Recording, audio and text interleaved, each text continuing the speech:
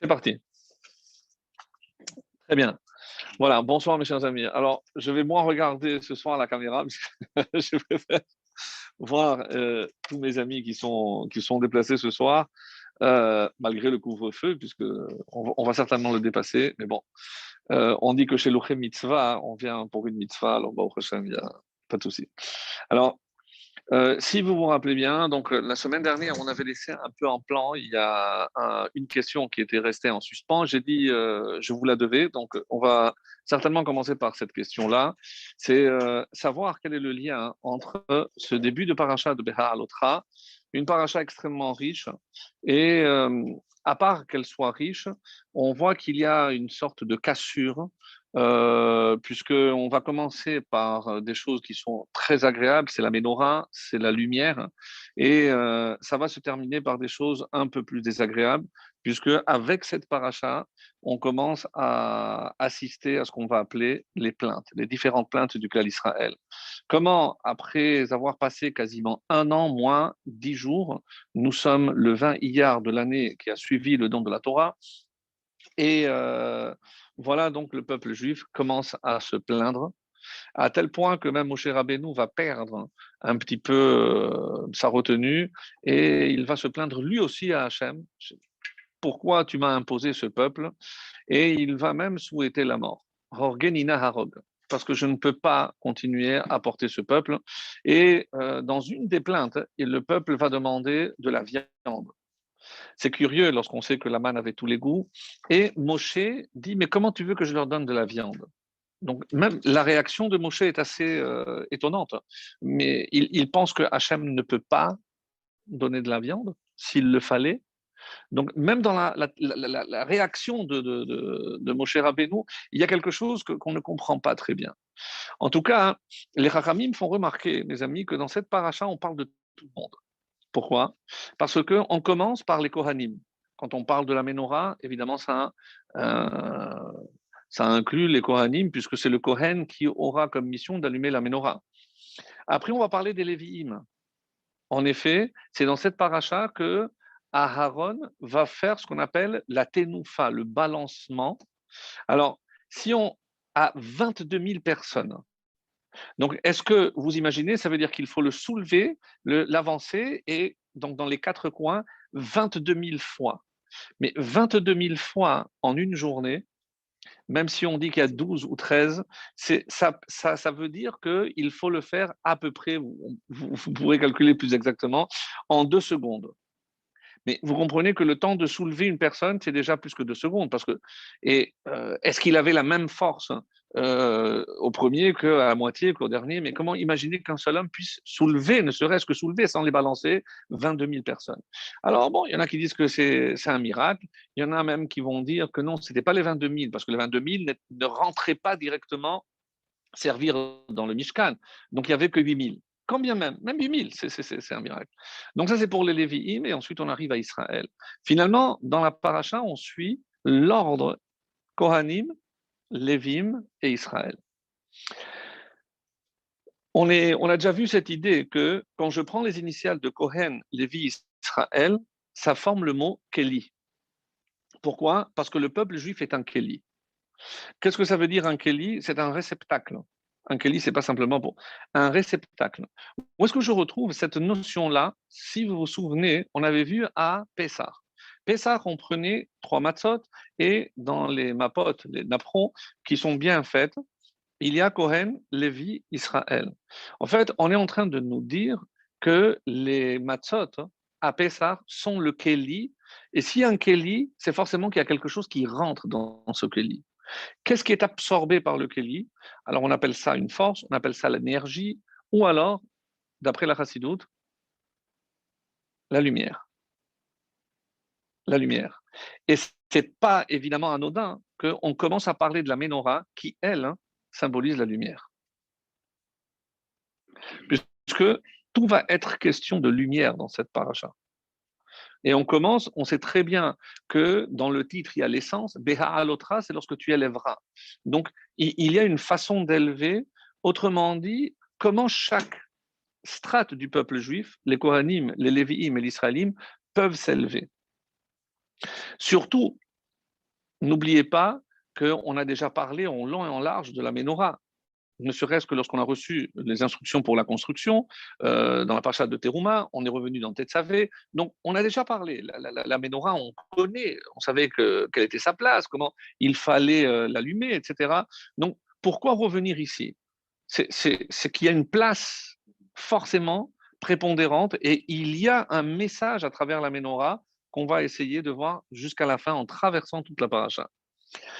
C'est dans cette paracha aussi, on ne pourra pas tout aborder, mais confère des vieux cours, donc puisqu'on a traité certains thèmes, notamment celui des parenthèses. C'est dans cette paracha où il y a Vahi bin Soa Aaron, ces deux versets, qui sont entourés d'un nun à l'envers. Alors, une des explications que j'ai entendues il n'y a pas longtemps, donc, pourquoi le nun? Nun en araméen, c'est un dag, c'est-à-dire un poisson. Et quelle est la particularité du poisson? Que le poisson d'abord, ça va, il va toujours dans le bon sens, mais il ne cherche jamais à quitter l'eau. Un poisson, en tout cas ce que nous on mange, écailles et nageoires, remarquez que tous les autres peuvent, par exemple les crustacés et autres, peuvent effectivement sortir. Et lorsqu'il n'y a pas d'écailles, les dauphins et autres peuvent sortir, ou les baleines peuvent sortir en dehors de l'eau. Mais écailles et nageoires, écailles et nageoires sont toujours dans l'eau. Et qu'est-ce que le message? Pourquoi un noun à l'envers? C'est parce que vous avez fait à l'envers des poissons. On sait que l'eau.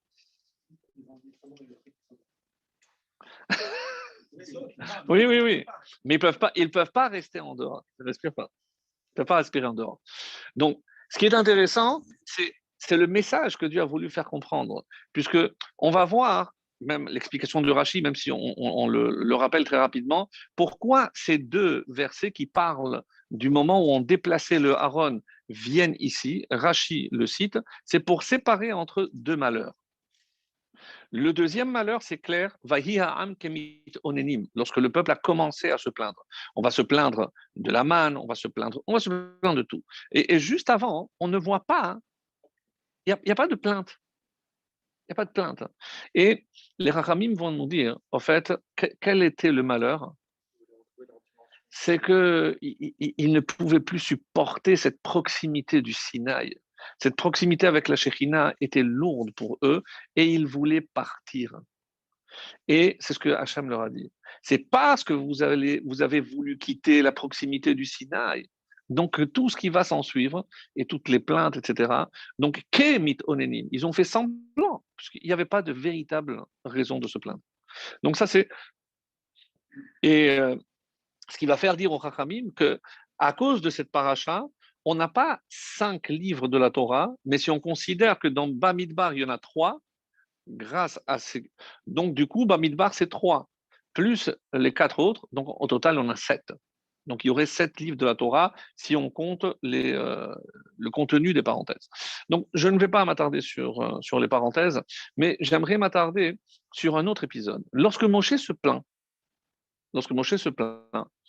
je ne peux plus tenir ce peuple tout seul. Qu'est-ce que Hachem trouve comme solution?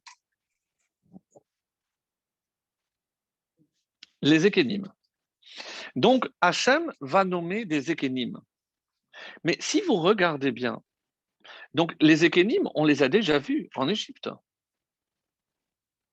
Mais pourquoi il fallait choisir d'autres ékénimes? Ils, ils sont morts. C'est la réponse. Il y a un avis qui dit qu'au moment où ils ont tué Khour, ils ont tué les 70 anciens qui étaient sortis d'Égypte. C'est un avis qui dit ça. Donc, effectivement, il fallait choisir un nouveau 70. Mais, et on va s'attarder aussi sur le fait qu'on ne comprend pas d'où vient ce chiffre 70. Pourquoi? Parce qu'il n'est pas divisible par 12. Si on sait qu'il y a 12 tribus, comment on va faire pour obtenir 70?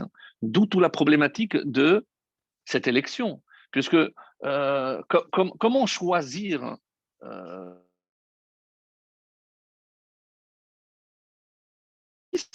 il y en aura forcément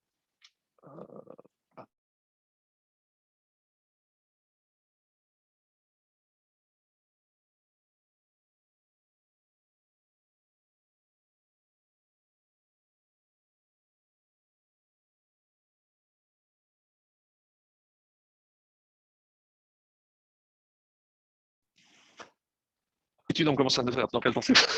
Comment? C'est bon? La caméra est là? Donc, on a fait effectivement un tirage au sort. Et il y a aussi une marque loquette de savoir comment c'est effectué ce tirage au sort. Nous, on n'a besoin que de 70.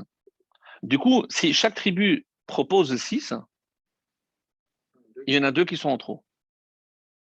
Donc, selon un avis, il y avait 74 petits papiers. Dans 72, il y a Zaken et 2 blancs. Donc, il y a 2 personnes qui ont 50% de chances d'être élues ou pas. Un autre avis dit non. Très intéressant. Il n'y avait pas 74 petits papiers, il y en avait 140. Il y avait 70 où il y a marqué Zaken et 70 blancs. C'est-à-dire que chaque participant avait une chance sur 2 d'être élu ou pas.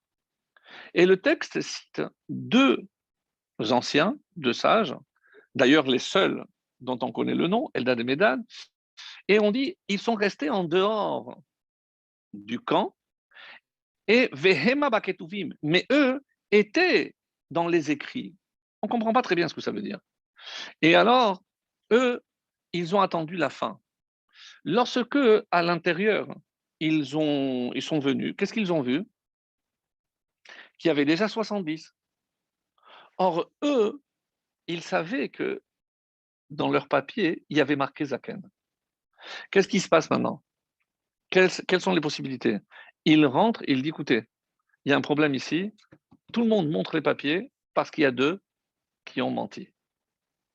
Parce que nous, on a été choisis. Qu'est-ce qu'ils ont décidé de faire? Ils sont restés dehors. Ils sont restés dehors. Ils n'ont pas voulu humilier ceux qui avaient. Alors, non, mais en fait, c'est logique. C'est-à-dire qu'on a vu qu'on est 70. Alors, peu importe le papier qu'on a pris, on est dit, ben, on est 70, voilà, on est tous élus. Mais eux sont restés dehors pour ne pas humilier.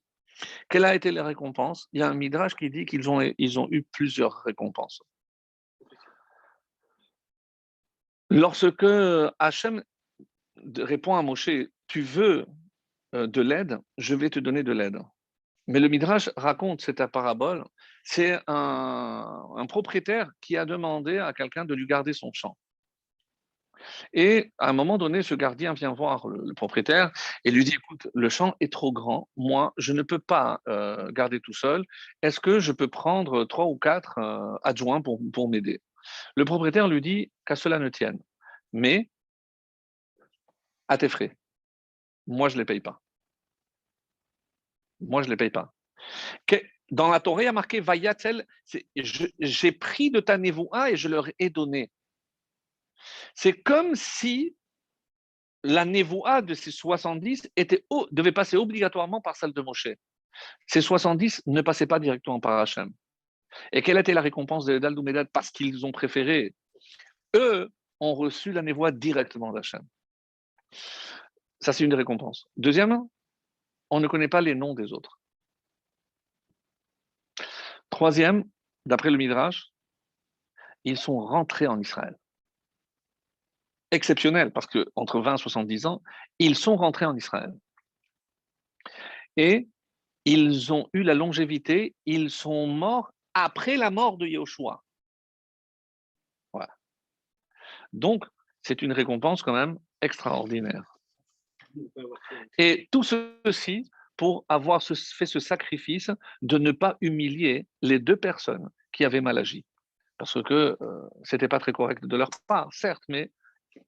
Donc, pour revenir donc maintenant à cette notion de Ménorah et de lumière, on va revenir parce que je voudrais m'attarder sur Eldad ou Médad. On en a rarement parlé, donc ce n'est pas un thème qu'on a abordé ensemble souvent, et je pense qu'il y a des choses très importantes à dire. Encore une fois, et je le répète incessamment, mais ce n'est pas encore une fois pour enrichir nos connaissances de la paracha, non. Le but, c'est qu'est-ce qu'on peut apprendre nous, maintenant, là. Donc, chaque fois, et pour moi, dans chaque shiur, j'essaie toujours, avant de commencer à le préparer, je vois l'objectif. Quand je dis nous, je m'inclus bien entendu. Qu'est-ce que je peux apprendre de ces passages qui sont de l'histoire ancienne, certes, mais forcément, il y a un message pour nous actuel. Et on va le voir. Parce que on commence par la plainte et tout le monde va se plaindre, même si au début, il n'y a que Ha'am. Vahi Ha'am. Ha'am, c'est les Rechaim. Il y en a qui disent que c'est le Révrav. Plus clairement, lorsque c'est marqué Verasafsouf, Rachid dira, c'est le Révrav. Mais Israël a suivi. Israël a suivi. Et en commençant à dire, ah, on se rappelle la bonne Keila qu'on mangeait en Tunisie. Ça y est, c'est fini la Tunisie. Ah, mais avant, on avait de la vraie damhout. Ça y est, maintenant, il faut aller de l'avant. Donc, c'est Zacharnu et Hadaga. Alors, Rashi, évidemment, au nom du Midrash, nous éclaire. Qu'est-ce que ça veut dire en manger gratuitement? Mais un esclave va se vanter de manger gratuitement. C'est même un prisonnier mange gratuitement, mais c'est un prisonnier, ça rêve un prisonnier. De quoi il est question ici? Chinam sans mitzvot en contrepartie. On n'avait pas besoin de ces mitzvot. Et à ce propos, j'ai entendu quelque chose de magnifique, même si on est déjà après Shavuot, peu importe, mais je pense qu'on l'a pas vu ensemble, ça. Dans Pirkei Avot, il y a marqué, quand on décrit les luchot, les tables, hein, on dit qu'il y a marqué Charut al haluchot. C'était gravé dans les pierres. Il y a une anomalie dans l'écriture du mot Charut. Charut, normalement, s'écrit avec un tête à la fin. Mais c'est marqué avec Tav. Et comme le Pirkei Avot que vous connaissez, et Altikre Charut, gravé, mais Cherut, libre. Pourquoi? Qui en lecha ben chorin ela misheosek batora. Moi, j'ai envie de dire que nos maîtres ont beaucoup d'humour. Parce que tu n'as pas d'être libre que celui qui s'occupe de Torah. Allez voir quelqu'un qui n'est pas assez convaincu, de lui, mais tu ne comprends rien. Mais être un juif pratiquant, c'est la liberté assurée. Non, sérieux. Comment on peut faire passer un message pareil? Comment on peut imaginer que je ne peux pas manger ce que je veux, je ne peux pas manger où je veux, un jour par semaine, je ne peux pas aller là où je veux, je ne peux pas faire ce que je veux, je ne peux pas marier avec qui je veux. Vous me parlez de libre. Vas-y. Si, parce que c'est paradoxal, parce que par exemple, Shabbat, moi j'ai des contraintes, mais celui qui, lui, ne peut pas se détacher du matériel, de son téléphone ou de sa voiture, lui, il est enfermé. Moi, alors, il y en a qui disent que finalement, Ben Echorin, c'est se libérer de ses pulsions, de tout son Yetzirara. Donc, voilà, ça peut, ou alors, il y a une autre explication dans le même sens, c'est que il y a, comme vous le savez, des mazalotes, c'est-à-dire les astres, les signes astro. Et donc, il y a une certaine influence. Rappelez-vous, lorsqu'on a vu pour Abraham Avinu, Dieu lui a dit sors dehors. C'est-à-dire, essaye de te soustraire à cette influence. Autrement dit, c'est comme si ces signes du zodiaque s'interposaient entre Dieu et l'homme. Qu'est-ce que Hachem a proposé à Abraham? Il lui a dit sors. Surtout lorsqu'il lui a dit tu n'auras pas d'enfant, que tu auras une grande descendance. Il lui a dit mais j'ai vu dans les étoiles, je n'aurai pas d'enfant. Donc, Théaroutsa, sors à l'extérieur. Dieu l'a aidé à sortir à l'extérieur. Qu'est-ce qu'il lui a donné? Une lettre. Hé. Hé 5. Alors on pourrait se plaindre, mais Abraham a eu de l'aide, nous on n'en a pas. Faux. Comment se libérer de cette influence astrale? 5, par les 5 livres de la Torah. Ah, donc un lecha ben chorin, se libérer de ces pulsions, de cette influence, grâce à la Torah. Ça, c'est une chose. Mais ce n'est pas satisfaisant. Je vais aller plus loin. Je ne sais pas si ça a commencé Roland Garros, ça a déjà commencé. Non, parce que je suis passé ce matin, il était déjà. Alors, imaginons que nous, on aime le tennis, mais de manière amateur. On adore jouer, très bien. Est-ce que je peux avoir la prétention de me présenter un jour à un championnat? Si je décide d'en faire ma priorité, qu'est-ce que ça suppose? Une discipline de fer. Entraînement, quotidien, régime alimentaire. Donc, je me mets des contraintes. C'est pas le patron de Roland Garros qui m'oblige. Personne ne m'oblige. Pourquoi je ne vis pas ça comme une contrainte? Et je le fais, alors que personne ni rien ne m'oblige. Passion? Non. Sa vie ou sa vie. C'est son choix, c'est sa volonté, mais il y a encore plus important. L'objectif, il sait pourquoi il le fait. Même s'il ne va pas gagner, parce que tout le monde ne peut pas gagner. Mais il sait pourquoi il le fait. Et il comprend que dans tout ce qu'il fait, il y a un sens. Ben Chorin, c'est pas Chofshi, libre de faire ce que tu veux. C'est quand est-ce que je me sens Ben Chorin en faisant la Torah? Lorsque je comprends que dans tout ce que je fais, il y a un sens. Donc pour moi, ce n'est pas vécu forcément comme une contrainte. Qui c'est qui vit la Torah comme une contrainte? Lorsqu'il n'a pas choisi, parce qu'il ne comprend pas le sens de tout ce qu'il fait. Et attention, quand je dis qu'il a compris le sens, je ne suis pas en train de dire il sait pourquoi on ne mélange pas le lin à la laine, ou le lait à la viande. Je ne parle pas de ce sens-là. Je sais que je suis venu dans ce monde pour accomplir une mission, et cette mission passe par l'accomplissement des mitzvot. On a souvent posé la question pourquoi à Shavuot, il n'y a pas de mitzvah particulière. Il y a toujours un keli, le chauffard, la matzah, comme on vient de dire, la chanoukia, le lulav.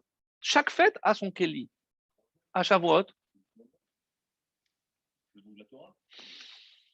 Mais c'est quoi la mitzvah particulière? Quel est le keli? Qui c'est qui reçoit et quoi? Il n'y a pas de keli parce que les kelis, c'est Cohen, Lévi Israël, c'est nous. Et qu'est-ce qu'on reçoit? La vraie source de lumière, c'est la Torah. Mais bon, après, les gens ils disent non, il y a il n'y a pas de keli. Il n'y a pas une mitzvah particulière parce que ça effacerait l'essentiel même de Shavuot. C'est moi, je suis le keli. C'est moi, je suis le keli. Mais vous avez remarqué aussi que l'expression pour Shavuot, c'est Zman Matan. Donc, quand je parle de don, je me mets à la place de qui? Qui donne? C'est Hachem. On ne dit pas Kabbalat à Torah. Parce que la Kabbalah dépendra de chacun d'entre nous. Dieu donne à tout le monde, mais est-ce que tout le monde reçoit? C'est la question. Donc, la lumière, comme on vient de le dire, c'est la première chose dans la Torah qui est appelée Tov. Tov, le bien. Vayal Elohim et Taor ki Tov. On sait très bien que dans le verset que nous citons souvent, qu'il l'écart Tov natati lachem. Car je vous ai laissé un enseignement, un héritage. En Tov est la Torah. Donc la Torah aussi est appelée Tov. Donc la Torah est appelée lumière. La vraie lumière. Toute cette paracha, c'est lorsque on occulte la lumière. On a commencé avec la lumière. Si je ne comprends pas l'importance de cette lumière, donc je sombre dans l'obscurité. Et malheureusement, de là vont s'enchaîner tous les malheurs. C'est pas fini là, avec Béalotra. Il y a les Melaragelim, il y a Korah, jusqu'à la fin. C'est la Midbar. Le livre des plaintes. C'est le livre des plaintes. Donc, pour revenir donc à cette élection de Eldad ou Medad, hein.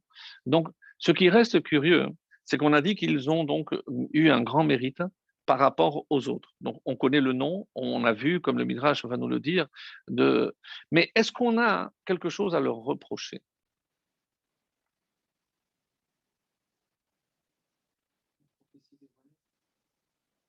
Bravo. Ils n'avaient pas, même s'ils avaient reçu cette prophétie, ils n'étaient pas censés la révéler. Et en quoi consiste cette prophétie qu'ils n'auraient pas dû dévoiler? 4 mots. Moshe met, Yehoshua machnis. Moshe meurt et c'est Yehoshua qui va faire rentrer. 4 mots. Mais quand je viens de citer tous les mérites et toutes les récompenses qu'ils ont eues, alors on n'a pas vu qu'on leur a tenu rigueur de ce que je viens de dire. Si. Il y a un passage. Il y a un passage dans la Gemara. Ah oui, alors une autre récompense maintenant que je vois, c'est que les 70 ont eu donc, une étincelle de prophétie et ils ont prophétisé combien de fois? Une seule fois. Eux, 3 fois au moins. Donc il y a une marque 3 fois. Et c'est quoi la dernière des 3 prophéties de Eldad ou Medad? C'est la guerre de Gog et Magog. C'est-à-dire que la prophétie s'étend jusqu'à la fin des temps. Ils ont prophétisé jusqu'à la fin des temps. Et voilà, c'est dans le traité de Chagiga, la page Guimel. Alors, on dit que Rabbi Yehuda Nassi, il était en train de donner un shiur. Et devant lui, il y avait 2 que la Gemara dit qu'il met. Alors, qu'est-ce que c'est un ilem en hébreu? Un muet. Un muet. Ilem. Et pendant tout le cours, ils hochaient la tête. Jusqu'à que Rabbi, à la fin, s'est rendu compte que ces 2 étudiants, ces 2 personnes, étaient muettes. On dit qu'il a prié et ils ont guéri. Bon, l'histoire s'arrête là, sauf que nous avons un grand kabbaliste qui s'appelle le Rama Mipano, qui nous dit, mais qui étaient ces 2 personnages? Qu'est il met. Ils sont comme il met. Aleph Lamed, c'est les 2 premières lettres de Eldad. Et même Yud, c'est les 2 premières lettres de Medad. Pourquoi ils ont été obligés de revenir muets pour rattraper la faute d'avoir parlé? Et comment Rabbi le savait? Parce qu'on dit qu'à ce moment-là, l'âme de Moshe est rentrée. Parce que qui c'est qui pouvait pardonner cette faute d'avoir révélé ce secret? C'est Moshe Rabbeinu. Donc, il va plus loin et dit, Moshe est rentré dans Rabbi pour l'obliger à les guérir et ainsi leur permettre de faire le tikkun de cette faute. Mes amis, ils ont été obligés de revenir pour 4 mots. Pour 4 mots, ils sont revenus, ils ont attendu combien de générations? Écoutez bien. Il y a un enseignement magnifique qui dit que dans le Kissé de Shlomo HaMelech, le trône que Shlomo HaMelech, bon, on a raconté plein d'histoires, mais il y avait incrusté une menorah à combien de branches? 7 d'habitude. Non, il y en avait 14. 7 et 7. Unique. 7 et 7. Et que représentaient 7 et 7? 7 sages, 7 patriarches d'un côté et 7 sages et tzadikim de l'autre. Je vais vous dire les noms. Oui, vous me suivez là? Alors, où je l'ai mis? C'est pas ici?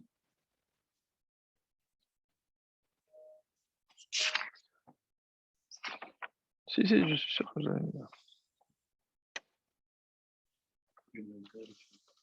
Alors, voilà comment étaient réparties les 7 branches de chaque côté.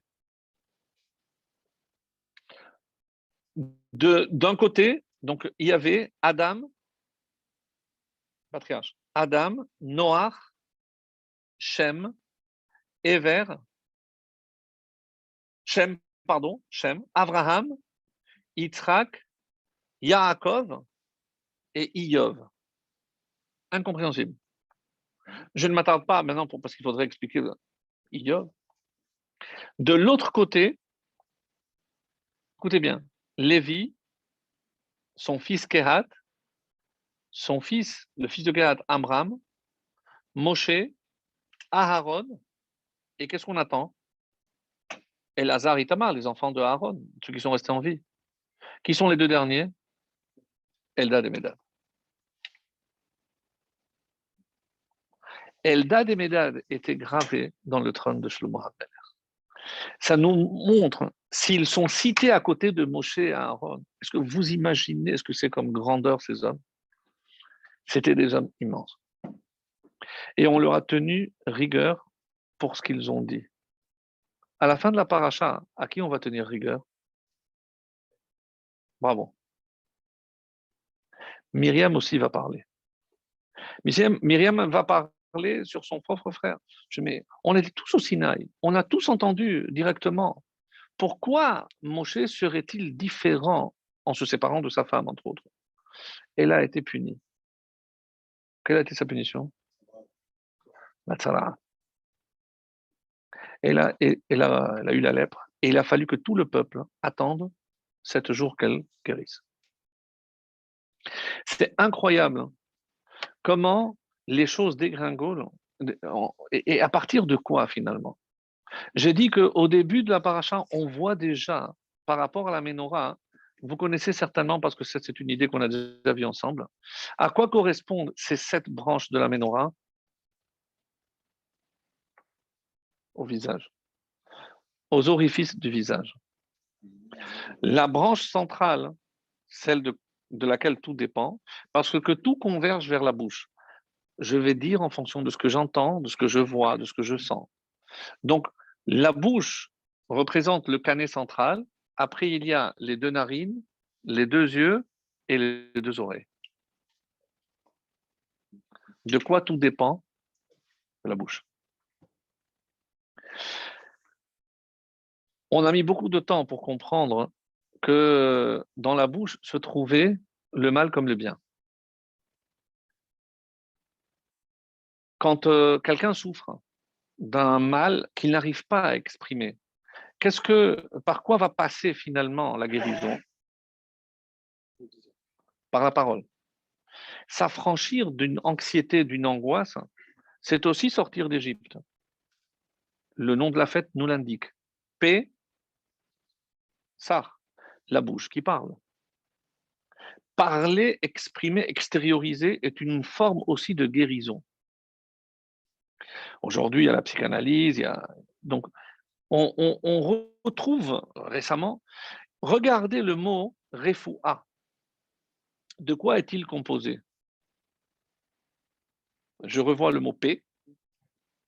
Il reste 3 lettres qui forment Or. Aleph, Vav et Resh. Or, c'est la lumière. Qu'est-ce que c'est la guérison? La lumière de la bouche. C'est la guérison.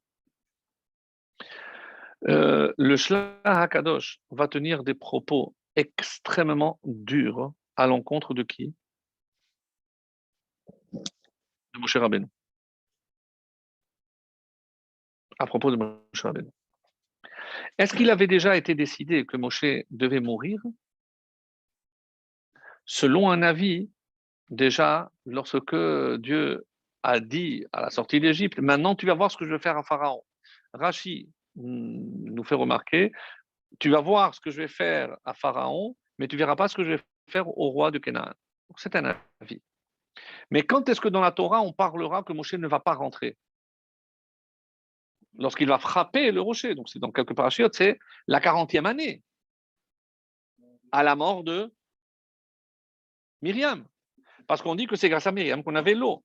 Donc, à la mort de Myriam seulement, comme le Talmud dit, si Moshe avait parlé, il y en a 2 qui n'auraient pas parlé. Elad ou Medad. Parce que si Moshe n'avait pas frappé, il ne serait pas mort. Donc, pourquoi alors c'est ici qu'il prophétise qu'il va mourir, s'il n'a pas encore frappé? Alors, je peux dire que c'était déjà décidé, mais si je vais d'après ce qui est écrit dans la Torah, ce n'est pas encore décidé, puisqu'il n'a pas encore fait. Pourquoi? Parce que lorsque je regarde, parce que vous ne m'avez pas sanctifié au moment où vous deviez parler au rocher. D'après la Torah, la seule et unique raison pour laquelle Moshe n'est pas rentré, c'est parce qu'il a désobéi au moment de parler. D'après la Torah, c'est clair. Donc, alors pourquoi déjà à ce moment-là, eux, ils ont prophétisé 38 ans avant. C'est le Shla Kadosh qui nous dit quelque chose au nom du Zohar. Non, c'est une explication qu'on avait donnée. Non, mais là, d'après le Zohar Kadosh, qu'est-ce qu'il a dit, Moshe? Si je ne peux plus avec ce peuple, tue-moi. Horgenina harog. Tue-moi.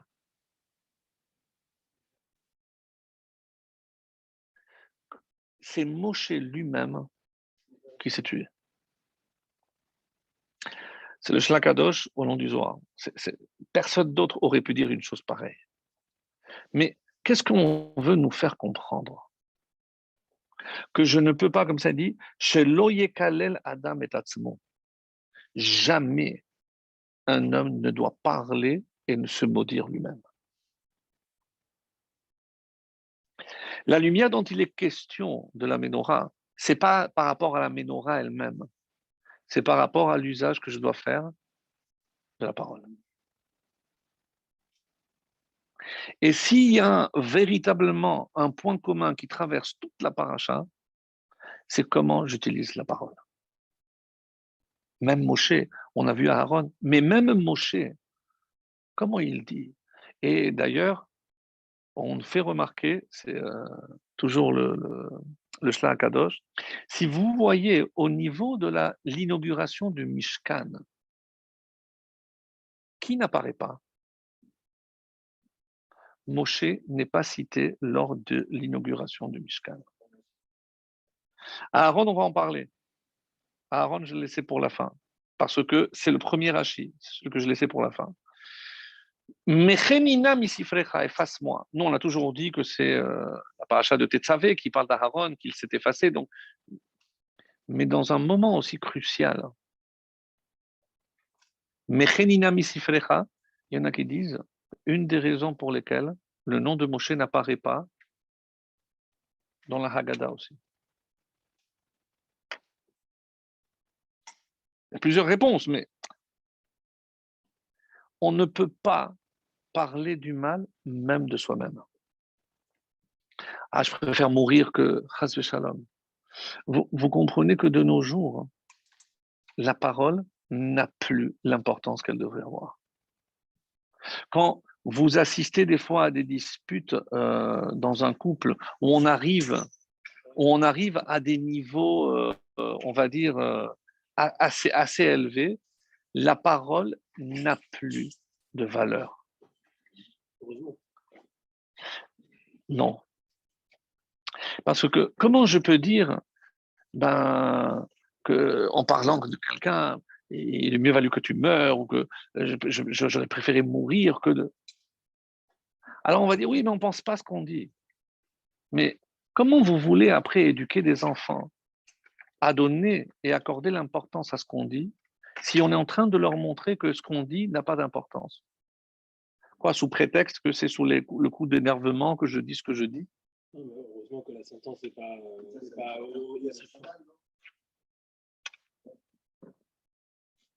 Exactement ça. Il y a deux façons d'attirer le Satan. Un, c'est par le regard, et l'autre, c'est par la parole. Pourquoi je dois craindre forcément le Aïnara? Pas parce que l'autre a un certain pouvoir maléfique. On n'est pas dans des livres de sorcellerie. Alors, pourquoi je demande toujours à Hachem de me protéger contre le Aïnara? Qu'est-ce qu'il peut provoquer l'autre avec son regard?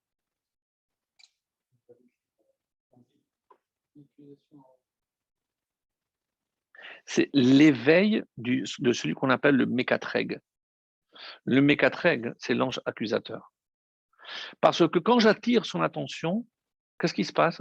Il dit, ah bien, c'est vrai celui-là, ça fait longtemps que je n'ai pas eu son dossier. Il sort le dossier. Il dit, ouh, c'est vrai. Et là, c'est mal barré. Je vous avais raconté, c'est à Kippour, il y avait un très vieux monsieur. Il venait, il s'asseyait en dehors de la synagogue.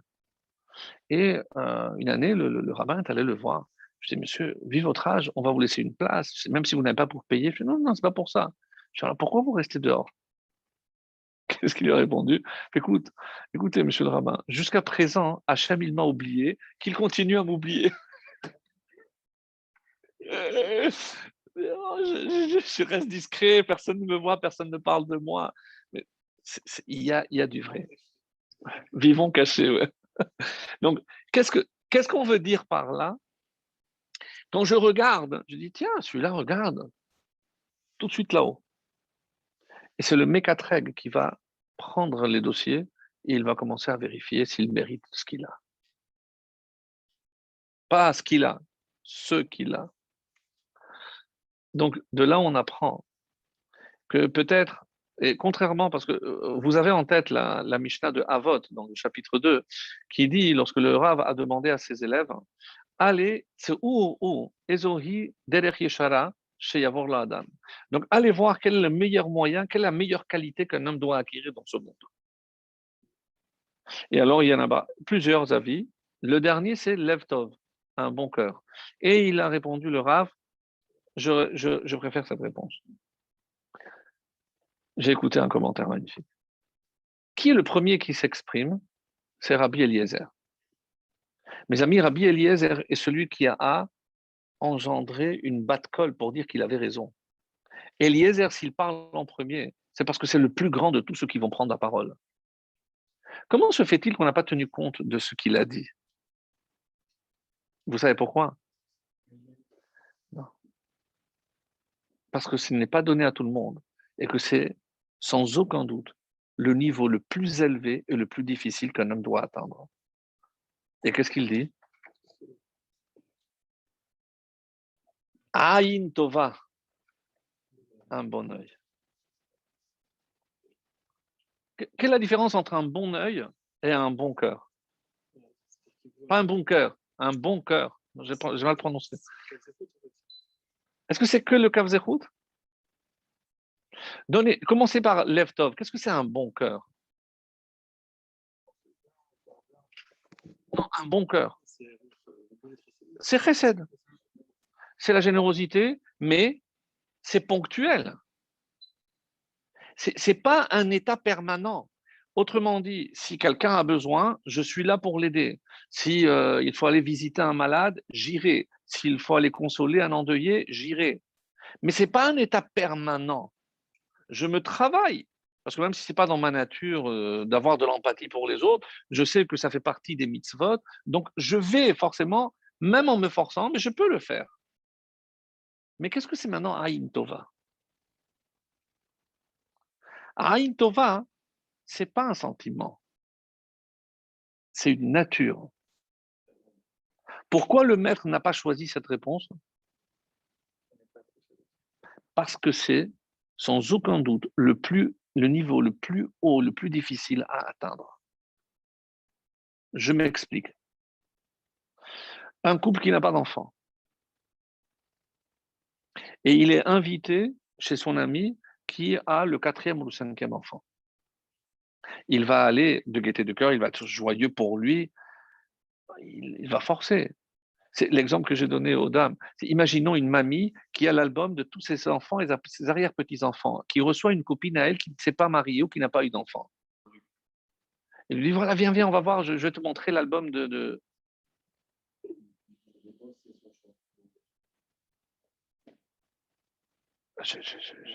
Pourquoi je n'ose pas? Pourquoi? On sent tous que ça ne se fait pas, ça. Pour ne pas la peiner. C'est sûr que c'est... Mais est-ce qu'il n'y a que ça? Est-ce que c'est du 100% pour l'autre? Ou il y a un petit pourcentage? Ouais. Vous savez chez qui on voit ça? J'en avais parlé, mais pas dans un cours. Un des contemporains de Boaz, Boaz, on le connaît Boaz, c'était Manoach. Qui était Manoach? Le père de Shimshon. C'était l'Aftara la semaine dernière. Boaz a eu un enfant avec Ruth, Oved, le père de Ishaï, le père de David. Il n'a pas eu d'autres enfants avant parce qu'il était vieux. La preuve, c'est qu'il est mort d'après un avis le soir même. Il n'a pas eu d'autres enfants. 60. Il a eu 30 garçons et 30 filles. Blainara. Que sont-ils devenus? Ils sont morts. Alors, allez, non. Pourquoi? Premier avis, parce que s'il avait gardé ou un garçon, une fille ou des enfants, il n'aurait pas cherché à se remarier avec Ruth. Donc, comme il y a une mitzvah de laisser une descendance, et que si on l'a eu mais qu'on l'a perdu, il y a un avis qui dit qu'il faut se remarier pour continuer à avoir. Il y en a qui disent que ce n'est pas 30 garçons et 30 filles, mais c'est tout avec les enfants et les petits-enfants. Bon, il y a plusieurs avis. Mais... Bon, d'accord, mais pourquoi une telle punition? Pourquoi il a perdu toute sa descendance? Et vous savez ce qui est dit? Le deuxième avis? Parce qu'à chaque fête qu'il faisait, une brit mila, une bar mitzvah, un mariage, il invitait tout le village. C'était Boaz, c'était le plus connu. Sauf une personne. Qui? Manoah. Parce que comme lui, il n'avait pas d'enfant, il ne voulait pas l'attrister, il ne voulait pas le payer. Ça veut dire qu'il part du principe que Manoah n'a pas un bon œil. Et si, à la fin, il perd tous ses enfants, c'est parce qu'il a peiné. Il a causé de la peine à Manoah de voir que tout le village, c'était le seul qui n'était pas invité. Et si c'est comme ça veut dire que ce n'était pas à 100% que pour l'autre. Il y avait aussi un pourcentage de ce que moi je fais. Parce que lui, il craignait aussi. Vous comprenez ce que je veux dire? Donc, c'est pas facile. Même si le pourcentage il est 90-10. Ouais. Peut-être pas à notre niveau. Hein. Notre petit niveau, je ne pense pas qu'on soit aussi exigeant. Mais un gadol comme Boaz, c'est pas possible. Un autre exemple qui est connu, c'est Pnina, avec Hana. Pnina, qui se moquait de Hana parce qu'elle n'avait pas d'enfant. La Gemara va dire. Mais elle a fait les Shem Shamaïm. Pourquoi? C'est pour la pousser à prier.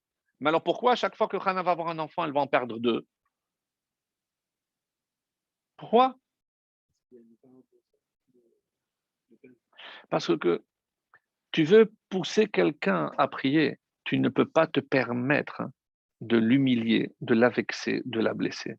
Même les paroles qui ont une bonne intention, tout n'est pas permis. Tout n'est pas permis. D'accord? Donc sur ce point, je voudrais rajouter un... Donc ça c'est par rapport à... Oui, il me restait donc maintenant, pourquoi ce chiffre de 70 qui forcément allait engendrer un problème. Et la preuve, c'est qu'on a eu ce problème-là. D'où vient ce chiffre de 70? Alors, on sait qu'il y a 70 nations. Où est-ce qu'on retrouve le chiffre de 70? Oui, mais par rapport au nombre d'Israël, où est-ce qu'on a retrouvé 70? Au moment où ils ont descendu en Égypte. C'est-à-dire, quand est-ce que le peuple juif constitue une entité? C'est lorsqu'ils sont 70. La question est maintenant, d'où vient ce chiffre 70? Et une réponse magnifique qui dit la chose suivante. C'est Pirkei de Rabbi Eliezer, que j'ai déjà cité souvent. Magnifique, c'est toujours très profond. Toujours. Pirkei de Rabbi Eliezer nous dit, pourquoi ce chiffre de 70? Parce que c'est 70 malachim qui entourent le trône céleste. Comment? Il y a 35 représentants de Ishmaël et 35 représentants de Esav.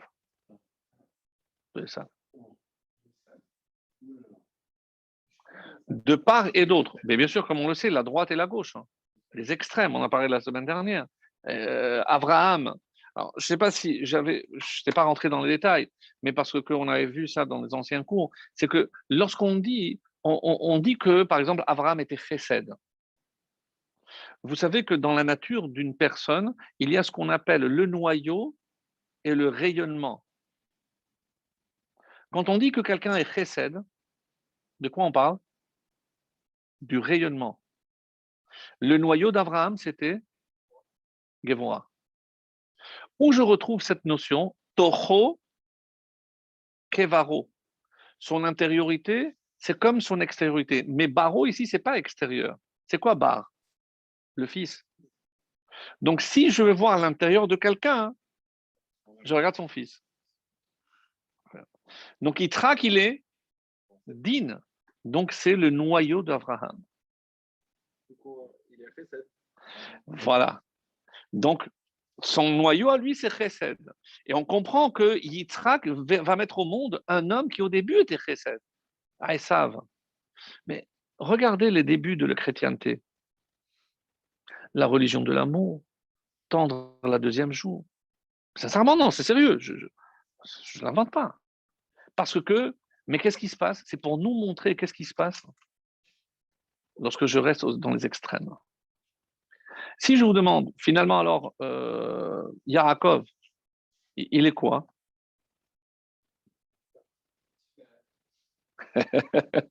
Ils sont bons, ils sont bons. Vous ne les voyez pas, mais ils sont bons. Tif Eret.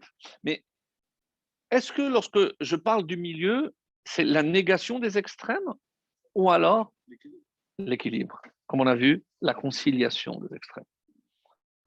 C'est-à-dire être capable de concilier les deux extrêmes. Et ce terme s'appelle shalom. Comme je vois. Oh, c'est shalom bimromav. Quelle est cette paix, cette harmonie que Dieu crée dans les hauteurs? L'eau et le feu. Les deux extrêmes. Les deux extrêmes. Ça, c'est les deux extrêmes. Donc, à l'image de ces 35 malachim qui entourent le trône céleste, mais on a oublié, et l'ange d'Israël, si Esav et Ishmaël ont chacun 35, où est Israël? Al qui sait Hakavod. Nous, on n'est pas délégués, on n'est pas sur les côtés. Mais l'image est très belle. On n'est pas dans les extrêmes, on est au milieu. Bien sûr, bien sûr. Parce que, encore une fois, 70, c'est un multiple de 7. Et donc, maintenant, pourquoi je prends 70? C'est Hachem est au milieu, entouré de 35 et 35. Qui est au milieu? Moshe. Donc, c'est comme si on comparait Moshe Rabbeinu à Hachem. Et comme Hachem, il est entouré de 70 anges, Moshe en haut, merci beaucoup, bravo. Donc, Moshe en bas, il est entouré de 70. Ça, c'est le chiffre 70. Et c'est pour ça que toute entité démarre à 70. C'est encore le Ramat de Pano qui nous donne, non, c'est non, pardon, le Rabbi Tzadok de Lublin. Il nous donne une indication magnifique. On nous dit, est-ce que vous avez remarqué que quand on parle du pharaon, comment on appelle la coupe de pharaon dans le rêve, etc.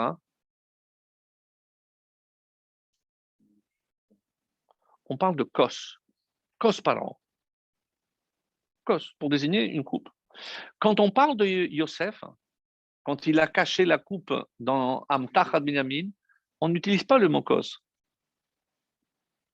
On dit Gavia. Gavia, c'est le terme qui est utilisé en hébreu aujourd'hui moderne pour dire la coupe du monde, Gavia Olam, Gavia. Mais après, ce que je vais vous dire, vous n'oserez pas l'utiliser pour autre chose. Pourquoi, par rapport au peuple juif, on utilise toujours le mot Gavia? Gavia, c'est le Keli pour mettre le vin. La valeur numérique du vin, Yayin, 10, 10, 50. C'est 70. Regardez de quoi est composé le mot Gavia. Gimel, les trois. C'est les trois à vote. Aïn, c'est les 70 âmes qui forment Israël. Et au milieu, il reste le Bet et le Yud. Yud Bet, les 12 tribus. Les 3 patriarches, les 12 tribus, c'est toute l'histoire du peuple juif.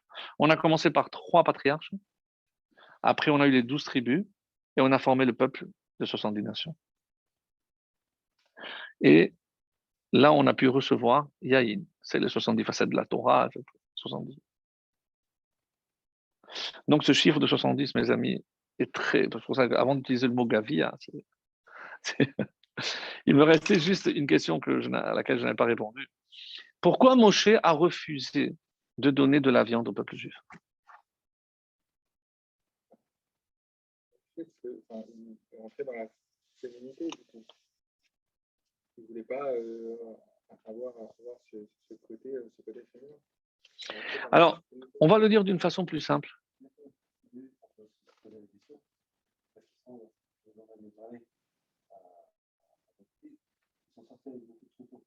Quel était l'intérêt de ce peuple? Puisqu'il peut les dégager et manger ses viandes. Pourquoi demander à 15 jours pour embaucher? Donne-nous les noms puisqu'ils avaient ce qu'il fallait. Alors, on avait vu des réponses à ces questions-là les années précédentes. J'en ai même apporté une ici. Lorsque ils vont se plaindre. Donc, oui, c'est un prétexte. C'est vraiment des prétextes. C'est des prétextes. Alors, je ne sais pas si je l'ai apporté. Il y a marqué comme ça, au chapitre 11, le verset 14. לא אוכל אנוכי לבדי לשאת את כל העם הזה, כי כבד ממני. ואם ככה את עושה לי, הורגני נא הרוג. Tue-moi. C'est le mot qu'on a dit tout à l'heure. Le Meshech Chochma explique. Moshe shav achar matan Torah liot ish Elokim. Mal'ach ruchani bechol ometz kocho tmimut evarav, que Moshe Peresh, c'est pour ça qu'il a été séparé de la femme, mishum shayach aser koach amit ave legashmi. Moshe, une fois après Matan Torah, il s'est tellement élevé, il n'est plus redescendu au niveau matériel. C'est pour ça que ça ne lui a pas posé de problème de se séparer de sa femme. La Chenba be Sibato Haman. Donc, grâce, comme c'est marqué dans ma Ta'anit, on a eu 3 Parnassim, 3 dirigeants. Et grâce à ces 3, c'est les 3 frères, on a eu un mérite dans le désert.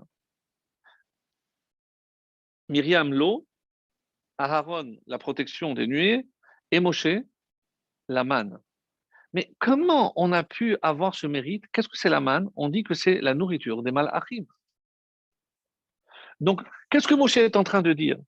Si c'est pour leur donner une nourriture spirituelle, moi, je n'ai pas de problème. Parce que lui, il est monté maintenant à ce niveau, il n'a pas de problème. Mais maintenant, qu'est-ce qu'on lui demande? De descendre et de leur donner de la viande. Donc, lui qui ne comprend pas ce besoin, il ne peut pas céder. Mais, comme il a dit, mais qu'est-ce qu'il leur a dit? Vous voulez manger de la viande? Il n'y a qu'une seule façon de manger la viande. C'est dans les Kodashim. Et de tous les sacrifices desquels je pouvais manger, les Shelamim. Les Shelamim, une partie était brûlée, une partie pour le Kohen, une partie pour le propriétaire. Donc, qu'est-ce que Moshe leur dit? Vous voulez manger de la viande? Offrez des Shelamim. Mais le peuple juif ne voulait pas offrir des korbanot. Il voulait choulin. Il voulait manger de la viande en dehors de la dimension sacrée du temple. J'ai trouvé une traduction pour Mishkan aussi, en français, très belle aussi. Parce que nous, on appelle toujours le tabernacle, sincèrement.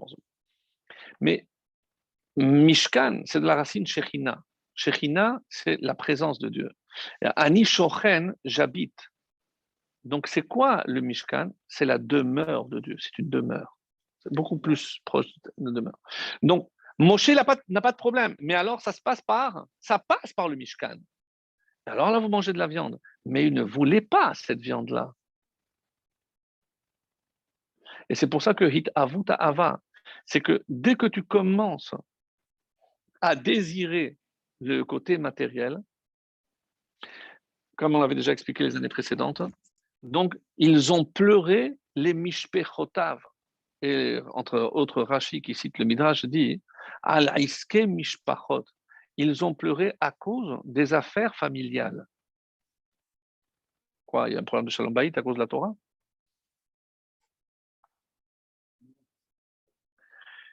Avant le don de la Torah, eh ben, peut-être qu'un neveu avait épousé sa tante.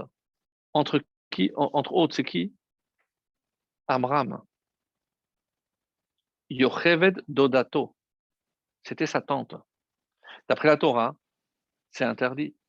Ça veut dire, il y a un avis qui dit qu'il était mort déjà avant Matan Torah. Mais imaginons qu'il est vivant à Matan Torah. Qu'est-ce qu'il aurait dû faire? Bah, divorcer. Il aurait dû se séparer. Comment? Mais au moment où on reçoit la Torah, ça veut dire maintenant, il y a toutes les harayotes. C'est toutes les femmes interdites. Et qu'est-ce qui se passe avec ceux qui avant avaient épousé la tante ou je ne sais pas? Oui, tu parles pour les deux sœurs. Ah, ça, c'est une autre chose. Ça, c'est autre chose. Mais maintenant qu'ils avaient fait et qu'on reçoit la Torah, qu'est-ce qu'ils auraient dû faire? Se séparer. Très bien, tout ce que tu veux. Maintenant, tu as appris que ce que tu as fait, c'était pas bien.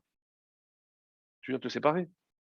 Donc, ça a créé un balagan. Pourquoi Moshe, il n'en pouvait plus tout seul? Parce que tout le monde venait se plaindre. Mais quoi, tu vas nous demander maintenant, tu vas exiger qu'on on divorce maintenant? Mais qu'est-ce que tu nous demandes? C'est pour ça que c'est très dur. Très dur. Mais même vivre ensemble. Donc, si je ne peux plus rester marié avec la femme que j'ai choisie, c'est ça, se sauver de la Torah.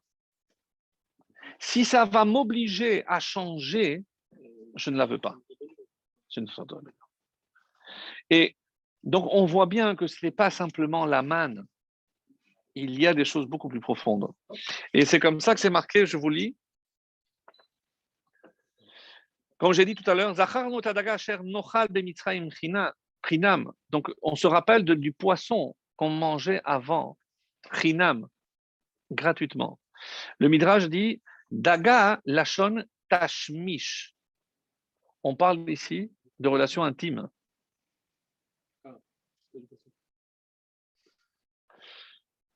Comment on le voit? Que c'est lié à la procréation. Quand on souhaite dans la bracha que tu aies une grande descendance, qu'est-ce qu'on dit? Veillidgou larov, et qu'ils se multiplient comme les poissons. Et pourquoi? Parce que c'est les premiers qui ont reçu la bracha de se multiplier. Vaïvarechotam vaïomer lahem, peru urbu, c'est les poissons. C'est la première fois qu'il a dit. Veraya davar me'emshach hapasuk, qu'est-ce qui a marqué? Vaishma Moshe et ha'am boché les mishpechotav. Il a entendu les gens pleurer. Et qu'est-ce que c'est? Al iske mishpachot. Donc c'est en fait pour des affaires familiales. C'était pas du tout pour le poisson. C'était pas du tout pour la viande. C'est beaucoup plus profond que cela. D'accord? C'est légitime comme plainte. Mais je dis pas le contraire. Qu'est-ce qu'il a dû répondre à Shalom par rapport à ça? Mais je dis pas le contraire. Je dis pas le contraire. Mais à ce niveau-là, d'où est venu ce besoin de se rattacher au matériel quand on s'est éloigné du spirituel? Mes amis, c'est automatique. Si on s'attache au matériel, forcément, on n'arrivera pas à s'attacher au spirituel. Et si on se sépare du spirituel, regarde là des gringolades. Lorsque quelqu'un commence à s'éloigner, et petit à petit, il dégringole, jusqu'à on ne reconnaît plus rien. Parce que Satan, il est là, il ne lâche pas. Satan ne lâche pas. Alors, vous regardez l'heure, hein? Docteur? À quelle heure on a commencé? Non, non. Non, parce que j'ai d'autres choses à vous dire. Alors,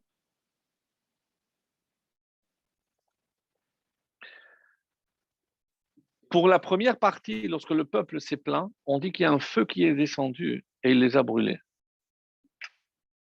Vayachel bikse, donc je n'ai pas apporté parce que je n'ai pas prévu un hommage, mais le feu a brûlé, alors soit à l'extrémité, bikse, donc c'est l'extrémité, ou alors je dis, il y a deux avis, ou les ketinim, ou alors c'est les notables. Et on dit que c'est à ce moment-là, puisque j'avais dit qu'ils étaient morts à l'époque de Khou, à la faute du Hegel à Zahav, du Vaudor, il y en a qui disent qu'ils sont morts maintenant. Lorsque, juste avant la plainte du peuple, et que Moshe va devoir choisir à nouveau des 70, mais pourquoi ils sont partis? D'après un avis, ils sont morts maintenant. Quand le feu a brûlé, et pourquoi?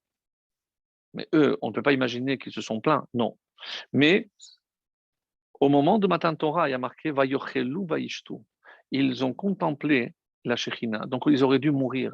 Mais comme c'était Matan Torah, Hachem n'a pas voulu ternir ce don de la Torah avec la mort des 70 sages. Donc il a repoussé cette sanction et c'est ici qu'ils vont tomber.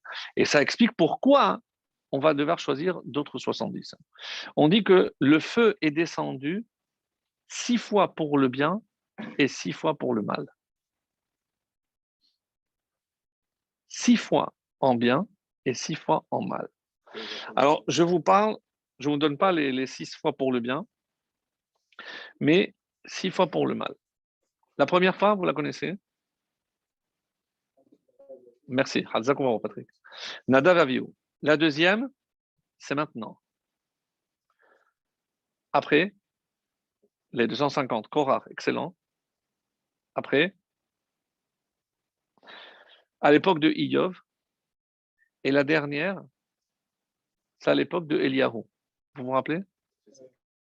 Avec les Baals, exactement. Donc un feu est descendu et a brûlé, donc il les a brûlés.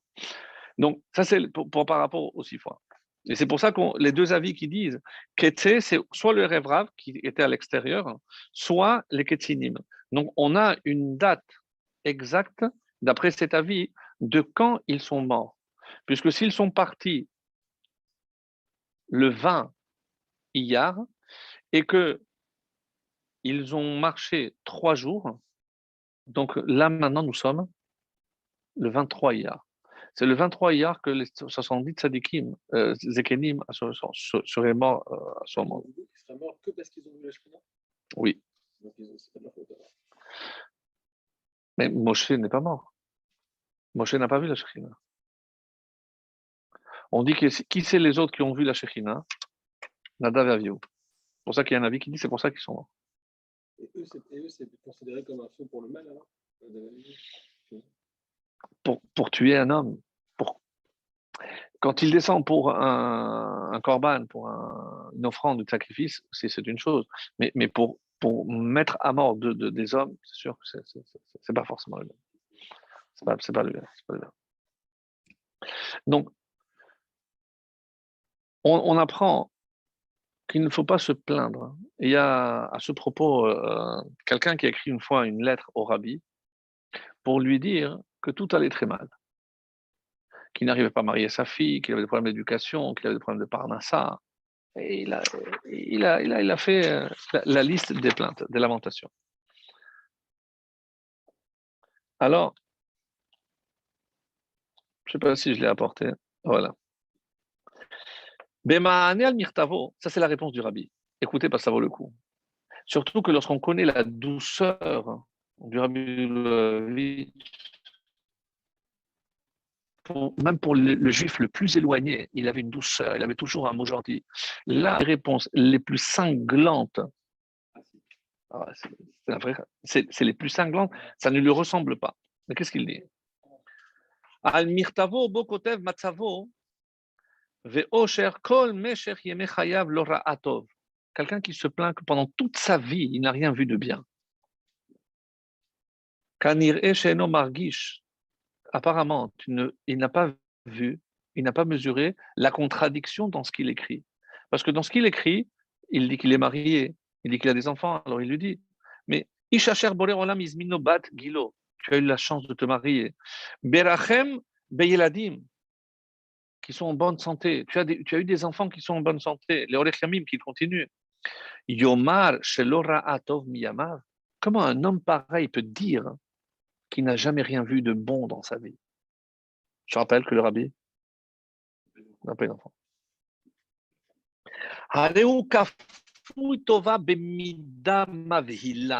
C'est un ingrat au plus haut niveau. C'est dur, la vérité, c'est très très étonnant, sincèrement. Mais il y a des milliers de personnes qui prient pour avoir des enfants qui ne peuvent pas avoir d'enfants. Et ils auraient donné tout ce qu'ils ont pour avoir un enfant, une descendance. Et toi, tu te plains.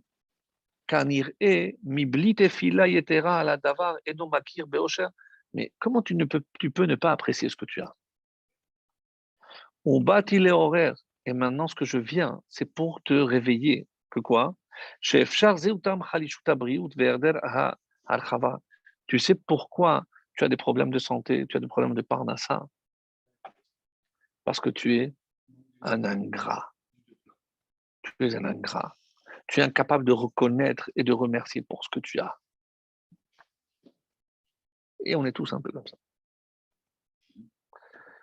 כיוון שאינו מכיר בברכת השם בעניין יותר עיקרי, והוא הברכה בבנים, בבנות, וכשיתחיל לעבוד השם יתברך מתוך שמחה, tout ce qui te manque, toi, c'est la simcha pour servir Dieu et ne pas continuer à voir ce qui ne va pas. Pourquoi? Quand tu commenceras à remercier pour ce que tu as, tu commenceras à voir la bracha. Et j'avais lu dans un livre de National Geographic, ça m'est venu.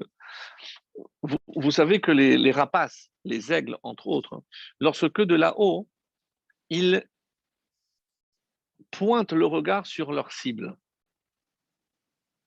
Donc, ils ont une vision extrêmement large. On sait très bien que les yeux ne fonctionnent pas comme les nôtres. Ils se sont rendus compte qu'il y a un phénomène extraordinaire, c'est que lorsque ils regardent sa cible, la cible est grossie et tout le reste est diminué. Vous savez, c'est comme les images où on met quelque chose en relief, tout le reste est flou. On ne se concentre que sur ce qui est important. Le focus. Ben, c'est ce qui nous manque, nous, c'est le focus. Parce que, et ça c'est pour nous tous, hein, dans la vie de couple, avec nos enfants, avec nos amis, avec nos voisins. Donc, quand il y a quelque chose qui n'est pas bien, on a un verre spécial grossissant. Et il grossit tellement le mal, qu'est-ce qui se passe? C'est que je ne vois plus le tour. Enfin, c'est incroyable. On a cette capacité de faire grossir ce qui ne va pas, au lieu de faire l'inverse. Dieu a créé l'œil humain. On a parlé du Haïn. Vous avez remarqué que dans l'œil, il y a la partie noire qui est à l'intérieur et la partie blanche. Après, le reste, la couleur, mais tout le monde a avec quelle partie de l'œil on voit? Avec le noir. C'est-à-dire, c'est avec le noir qu'on voit le blanc. C'est avec le noir qu'on voit la lumière. Vous ne trouvez pas que c'est une idée extraordinaire? Non, non. Si c'est pour nous améliorer, reconnaître qu'on a quelque chose à améliorer, c'est sûr. Mais moi, on parle maintenant des autres. Un exemple que j'avais donné, imaginez que votre femme vous oblige à aller à un mariage, mais vous n'avez pas du tout envie d'aller à ce mariage. Vous rentrez dans le mariage, quel est l'état d'esprit? Non, mais t'as vu le traiteur, il est nul, regarde, pour ça, ben, c'est trop bruyant. Tu as vu l'orchestre, une horreur, tout noir. Pourquoi? Parce que je ne voulais pas être là. Où est-ce que je vois dans le schéma ce que je viens de dire? Velotaturu achare levavchem v'acharenechem. Tu ne te laisseras pas dévier par ton cœur et tes yeux. Ce n'est pas à l'envers, ça doit être écrit. D'abord, je ne devrais pas voir ce que je vois. D'abord les yeux. Non. De quoi dépend la vision? De ton cœur. Si déjà tu as un ressentiment parce que tu n'avais pas envie, donc à partir de là, tu vas tout mal voir, D'où le left-over. bien sûr. Et le Ain Tova. C'est les deux. Ça, c'est le fil conducteur. Vous avez saisi? Donc, c'est forcément lié. Alors, maintenant, on arrive à notre dernière partie. Et c'est. Non, je ne dirais pas que c'est la plus importante. Non, mais c'est. Je ne sais pas si on aura le temps.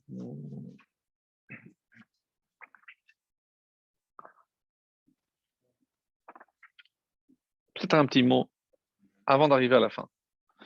Dans cette paracha aussi, parce que tout n'est pas noir, il y a aussi du bien. Mais par la parole. Et ça pourrait paraître une plainte, mais ce n'est pas une plainte. Dans cette paracha, nous avons une mitzvah qui s'appelle Pesach Sheni. Vous regarderez attentivement parce que je ne vais pas trop m'attarder, parce que je voulais juste terminer par ce passage de Shamish Shmuel qui est extraordinaire. Mais Pesach Sheni, qui a été à l'initiative de Pesach Sheni? Ceux qui sont venus voir Moshe pour lui dire la manigara, pourquoi on va être pénalisé? Parce qu'on était impur, on n'a pas pu apporter le korban, pourquoi on ne pourrait pas l'apporter? Vous savez à quoi ça ressemble? Quelqu'un qui a eu une fille en premier. Et en deuxième, il a eu un garçon. Alors, il vient voir le rabbin, et lui dit pourquoi? Parce que j'ai eu le garçon en deuxième, je ne peux pas faire le pidion. Mais il n'y a pas de pidion. Mais pourquoi tu te sens obligé de faire un pidion? Tu étais impur, tu n'as pas pu. Mais la hamana à nous patré, donc c'est bon, bah, tu n'as pas. Pourquoi tu voulais à tout prix faire le Pessah, le Corban Pessah? Surtout qu'il y a une question très délicate qu'il faudrait développer, mais je ne vais pas le faire. C'est pourquoi dans cette paracha, Dieu rappelle au peuple juif de refaire le Corban Pessah Bemoado en son temps. Rachid dit, parce que c'est tombé quand le 14 Nissan, c'était un Shabbat. Maintenant, est-ce que comme ça tombe Shabbat, est-ce qu'on doit faire le Corban Pessah? Parce que ça veut dire qu'il faut égorger, c'est Pessah. Qu'est-ce qui a marqué? Bemoado, en son temps, même si ça tombe Shabbat. Même si ça tombe Shabbat. C'est comme ça que c'est marqué. Mais ce qui est très étonnant, vous ferez attention, vous regarderez dans la paracha de Bo. Normalement, le Pessah qu'on a fait, c'était à la sortie d'Égypte. Et quelle est la halacha? Ve'aya kitavo el haaretz. Et lorsque vous rentrerez en Israël, vous referez le Corban Pessah. Normalement, on n'aurait pas dû le faire la deuxième année. La preuve, c'est que les 38 années suivantes, on n'a pas fait le Corban Pessah. Dans le désert, on n'a pas fait. C'est la deuxième année, celle-là. Et après, c'est en rentrant en Israël. Et pas tout de suite. Pourquoi? Parce qu'il fallait s'installer. Donc, 14 ans après l'installation en terre d'Israël. C'est là où on a repris le Corban Pessah. Mais alors, pourquoi on a fait une réponse extraordinaire? Pourquoi on a fait maintenant la deuxième année? Non. Mais on parle maintenant du vrai Pessah. Pas Pessah Sheni. Pessah Sheni, c'est eux qui sont venus maintenant dire on n'a pas pu faire celui-là. Et pourquoi celui-là a été obligé?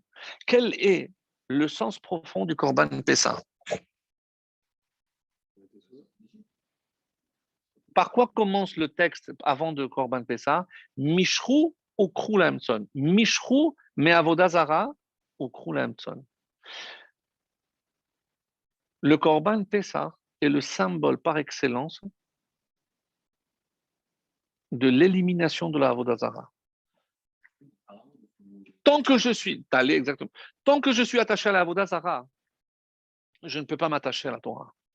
Et ça, c'est ce qu'on vient de dire, tant qu'on est attaché à autre chose. Donc, mais ils l'ont fait tous à la sortie d'Égypte. Donc, ça y est, c'était bon. On attend la rentrée en Israël. Pourquoi la deuxième année? Qu'est-ce qu'il y a eu entre les deux?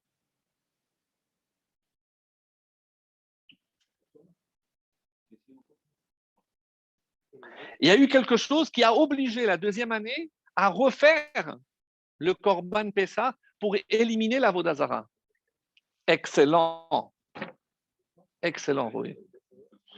Parce qu'entre-temps, il y a eu le veau d'or, le Egel Hazahav. Du coup, on est revenu à la Avodazara. Donc, il fallait maintenant éliminer cette Avodazara. Donc, le Pessah qu'on a fait dans le désert cette deuxième année, c'était à cause du veau d'or. C'est magnifique. On ne pense pas à ça. On pense pas à ça. Donc, du coup, arrivent ces gens et disent, nous, on était impurs. 3 avis. Je ne vais pas trop m'étaler, mais parce que c'est tellement, tellement beau. 3 avis. Le premier, c'est ceux qui portaient le haron de Yosef.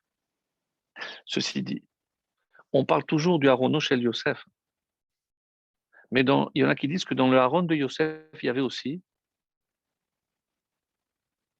la poussière des 12 tribus. C'est un avis qui dit ça. C'est pas un avis partagé, parce que normalement, un tzaddik, le corps ne se décompose pas. Donc, il n'y a pas que Yosef. Bref. Donc, eux, ils étaient les porteurs du Yosef. Donc, forcément, alors, ils viennent dire, nous, on porte. Alors, pourquoi on va pas pouvoir faire? Deuxième avis, à la mort de Nadav et Avihu, qui c'est qui est rentré pour sortir les cadavres? Michaël et El-Safan, c'est des petits cousins. Donc, du coup, ça c'était le premier, Nissan. Donc, arrive Pessah, ils sont impurs. Donc, ils n'ont pas pu offrir le korban parce qu'ils avaient touché les cadavres. Donc, maintenant, ils disent, mais pourquoi on va être pénalisé alors que si quelqu'un perd son père, doit aller non. Donc, ça c'est personnel. Mais ça, pourquoi on l'a fait? On l'a fait pour le peuple, donc c'est pas notre faute. C'est pas quelque chose, une impureté personnelle qui nous frappe personnellement. Et le troisième avis, il dit que c'était un met mitzvah, c'était un guerre, peu importe. Donc, pourquoi l'Agmara demande, mais qui était impur? Pourquoi on dit pas tout simplement qu'il y a eu des morts? Dans le désert, il n'y a pas eu de mort. Avant la faute, il n'y a personne qui est mort dans le désert. Avant les Meragalim, où il fallait que tout le monde meure, il n'y a pas. Et c'est pour ça qu'on pose la question, mais qui est mort? Alors on dit que c'était la Chevra Kadisha qui devait enterrer les morts, qui était impur. Pourquoi on va chercher des réponses un peu alambiquées? Pardon? Même pendant la bataille d'Amalek. Oui, mais ils ont été rendus poussière, ils n'ont pas enterré, ils n'ont pas touché. Et après, il y aura tous les 600 000 qui vont mourir. 15 000 par an. Mais ça, c'est après la faute des Meraglim. Mais maintenant, il n'y avait pas. Donc, qu'est-ce que ces hommes voulaient? De quoi ils avaient peur? C'est que maintenant, si nous, on ne fait pas à cause de la faute du Vaudor, donc on va rester, nous, comme si on restait attaché à la Vodazara, et on ne pourra pas recevoir la Torah. Parce que la condition pour recevoir la Torah, c'est s'éloigner de la Vodazara. Donc, tant qu'il reste impur, il ne pouvait pas recevoir la Torah. Et c'est la seule mitzvah qui a l'initiative humaine. Voilà, je voulais dire juste ce mot-là. Maintenant, je reviens, et pour terminer, sur Aaron. C'est l'heure pour Arvid déjà? On peut faire Arvid? À quelle heure on peut faire Arvid? 20 minutes? Non, ils vont me tuer. 20 minutes encore, ça fait beaucoup. Non, non. Pardon? Non. Non.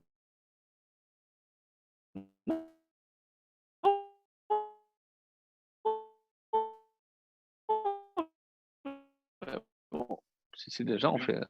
Question que j'ai posée. Et c'est pour ça que je l'ai laissé pour la fin.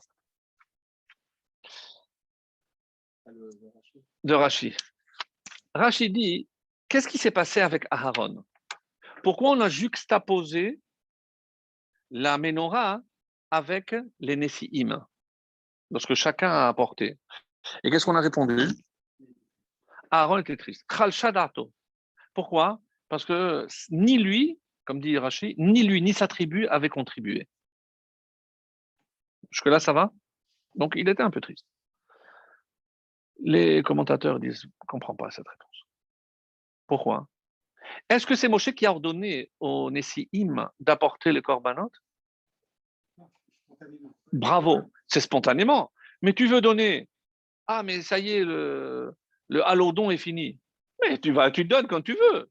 Ah, le halodon, il est fini. Tu veux vraiment donner, tu donnes. Qu'est-ce que ça veut dire? Mais Aaron, tu veux donner, va et donne. Qui t'en empêche? Personne ne t'a interdit. Pourquoi il a senti qu'il ne pouvait pas? Alors, je sais, tu vas dire, non, peut-être à cause de son intervention dans le Galazahav, de le Vaudor. Non. Une explication très belle qui dit, qui étaient les Nessi'im? Pourquoi ils ont été nommés? On a assisté à des élections pour décider qui était le chef de chaque tribu. Oui, mais d'où ils sortent? Pourquoi eux? Écoutez bien. C'est eux qui étaient les shotrim en Égypte pendant l'esclavage. Et qu'est-ce qui s'est passé? Comme les capots. C'était une sorte de capot. La police sur les Juifs. C'est des Juifs qui étaient sur les Juifs. Mais vous imaginez quel était leur comportement? Ils n'ont jamais touché un Juif. Et lorsque les Égyptiens se rendaient compte de leur attitude, se sont fait massacrer, c'est eux. C'est pour ça que le Midrash dit, ce sont les Shotrim chez Hukou. C'est eux qui se sont fait battre pour défendre. Alors, pour ça qu'ils avaient choisi pour chaque tribu un chef. Et comme vous avez œuvré pour le bien d'Israël, alors vous allez les représenter. Chacun est représenté. Donc, on comprend maintenant. Quoi? Ben, Aaron, lui, il n'était pas là. Il ne fait pas partie. Donc, il s'est senti amoindri. Pourquoi? Pourquoi? Parce que lui, il ne fait pas partie de la police. Il n'a pas été dans l'esclavage. Il est de la tribu de Lévi. Donc, lui, il n'est pas concerné. Alors, vient à Hachem et lui dit, t'inquiète pas. Il va le rassurer. Comment il va le consoler? Shelcha, ta mitzvah à toi, Gedola Mishelaem. Ta participation est plus grande que la leur. Pourquoi? Parce que toi, tu vas allumer la menorah.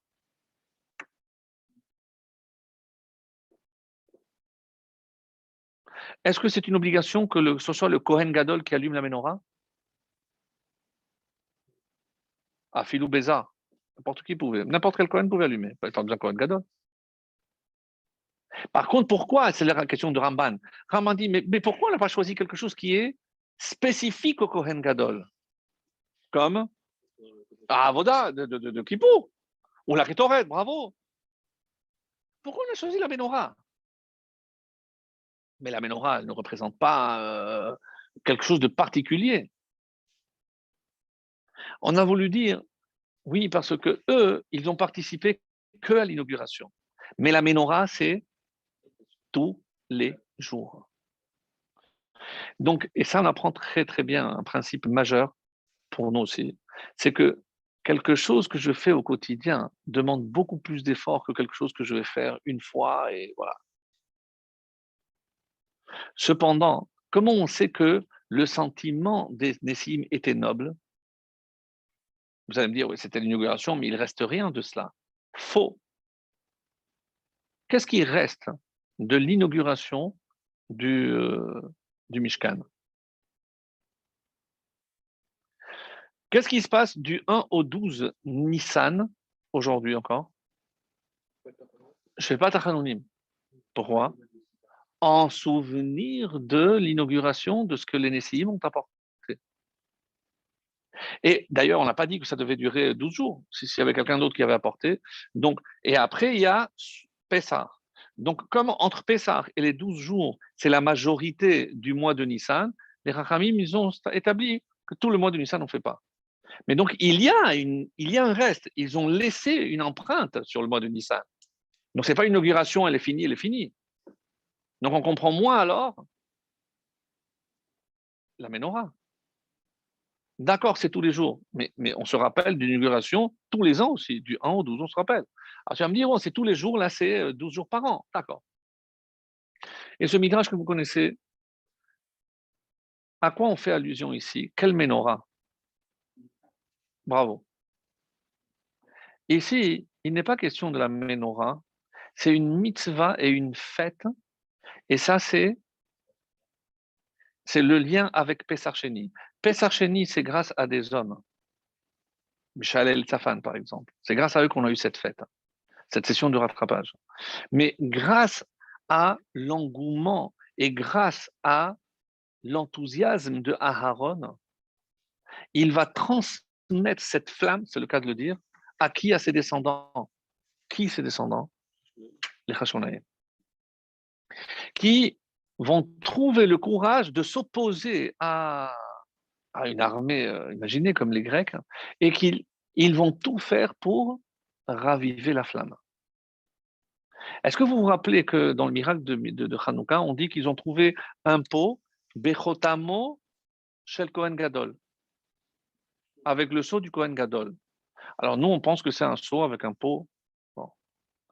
Quel est le premier Kohen Gadol de l'histoire? C'est Aaron. Et qu'est-ce qu'ils ont trouvé en eux?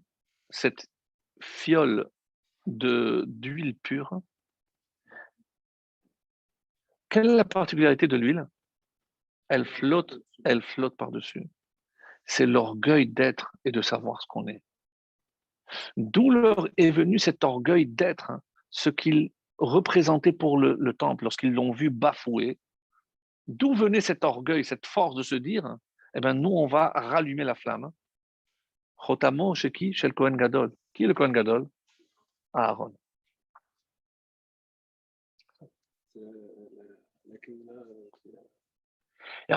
C'est parce que eux n'ont pas transmis à les descendants cette flamme quand ils ont apporté. On n'a pas vu d'autres, on ne connaît pas les enfants. Mais toi, Aaron, par cet amour que tu mets dans l'allumage, eh ben, cet amour-là, tu vas le transmettre à des descendants, des générations et des générations après. Et qui va en profiter? C'est même pas ta tribu, même pas les Kohanim, tout Israël. Parce que grâce à toi et grâce à tes descendants, tout Israël allume la menorah en attendant la vraie. Exceptionnel. Et je vous lis un passage, c'est trop long, mais je vous lis parce que c'est trop beau. Qu'est-ce qui a fait de la peine? Parce que ça n'explique pas toujours qu'est-ce qui fait de la peine. Pourquoi il a été peiné? Khalshadato, qu'est-ce qui lui a fait de la peine?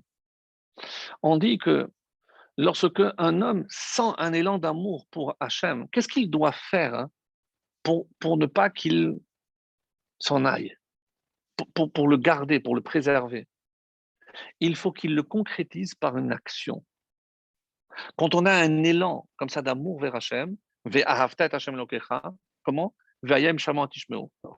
Fais quelque chose tout de suite. Donc, quand rien ne l'a empêché d'apporter, mais pourquoi il s'est senti un peu triste? Parce qu'il n'a pas senti cet élan supplémentaire, hein, pour apporter quelque chose. Quand il a vu comment les Nessiim, eux, ils avaient cette flamme et toute la fête, parce que tout Israël a vu, l'a senti, la présence divine, l'inauguration. Donc, dans cet élan, chacun a venu apporter. Et lui, pourquoi il a été peiné? Pas parce qu'eux, ils ont apporté, parce que lui, il n'a pas senti cet élan pour apporter quelque chose. Et vous savez pourquoi? Pourquoi il n'a rien senti? C'est le Shem Mishmuel. Aaron be'anvenuto hayetera lo hirgish be'atzon be'oto yom tosefet ahava. Il n'a pas senti un surplus d'amour pour Hachem par rapport à d'autres jours. Alken lo écrive les Chanukah meuma. C'est pour ça qu'il a dit pourquoi je vais apporter. Je ne sens pas pourquoi je vais apporter. Personne ne lui a interdit. Pourquoi? Donc il n'a pas, comme il a pensé qu'il n'a pas senti cet amour, c'est pour ça que Aval be'emet. Écoutez bien cette réponse. Hatam shelo irgish. Pourquoi en ce jour-là il n'a pas senti une tosefet, un surplus d'amour? L'omechamad geraon nafsho. Pas parce qu'il avait une faiblesse en lui, il n'a pas senti cet enthousiasme, certainement pas. Zeaya mitzad mahalato. Ça prouve son niveau exceptionnel. Pourquoi? Parce que lui, chaque jour qu'il allumait la menorah, le jour d'après ne ressemblait jamais au jour d'avant. Il était pour lui, c'est nouveau. Chaque fois qu'il allumait la menorah, c'est comme la première fois. Donc, Et c'est comme ça qu'il dit, c'est magnifique. Donc pour lui, chaque jour, il y avait déjà un surplus. Donc le jour de l'inauguration, pour lui, n'a pas représenté quelque chose. C'est-à-dire qu'il était à un tel niveau, mes amis, que, et c'est peut-être ce qu'il faut apprendre. Pourquoi la halakha, elle est comme Hillel, Chanukah, Shmonat Nerot, Ve halakha, Ke Hillel. Les initiales de Chanukah. Pourquoi? Parce que c'est comme ça qu'on va atteindre le Mashiach. Si on a compris que... Alors après, on va faire comme Shammai. Mais après, parce qu'après, on aura le niveau. Mais comment on va acquérir le niveau de Shammai? D'abord en passant par Hillel. C'est-à-dire quoi? En progressif. Mes amis, c'est ce que je nous souhaite. C'est que les mitzvot qu'on fait, on les fait tous les jours. Mais on apprend de Aaron quelque chose d'extraordinaire. C'est qu'il faut faire en sorte que chaque matin que je mets les tefilines, c'est comme, rappelez-vous ce vieux souvenir de vos 13 ans lorsque vous le mettiez pour la première fois. Ah, c'était tout neuf, la bonne odeur, cette excitation. Parce que finalement, c'est vrai que la fréquence atténue l'enthousiasme. Et ce que Aaron, la Ménorah, vient nous enseigner, c'est que si on avait su garder cet enthousiasme, il n'y aurait pas eu de plainte, il n'y aurait pas eu de sanctions, il n'y aurait pas eu de retard dans la rentrée en Israël. Parce que si on sort de l'obscurité pour atteindre la lumière, c'est aussi sortir de l'exil pour aller à la lumière. Quelle est la lumière de toutes les terres? La terre d'Israël, dans laquelle on vous attend tous. Mais